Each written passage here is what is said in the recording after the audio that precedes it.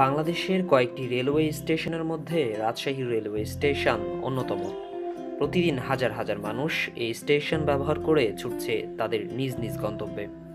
তবে সম্প্রতি করোনা সংক্রমণ বেড়ে যাওয়ার কারণে রাজশাহীতে চলছে কঠোর লকডাউন, যার কারণে দেশের অন্যান্য জেলার সাথে রাজশাহীর অভ্যন্তরীণ যোগাযোগ সম্পূর্ণ বিচ্ছিন্ন বললেই চলে।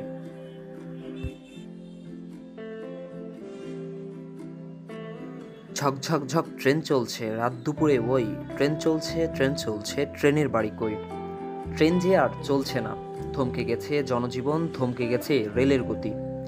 রেলওয়ে স্টেশন যেন পরিণত হয়েছে সদ্য এক ভুতুড়ে পল্লীতে। তবে স্বস্তির বিষয় হচ্ছে ম্যাঙ্গো স্পেশাল ট্রেনটি প্রতিদিন নিয়মিত ছুটে চলেছে ঢাকার উদ্দেশ্যে। সংশ্লিষ্টরা মনে করছেন কিছুদিনের মধ্যেই হয়তো পরিস্থিতি স্বাভাবিক হয়ে আসবে। আগের মতোই প্রাণবন্ত হয়ে উঠবে রাজশাহী রেলওয়ে স্টেশন।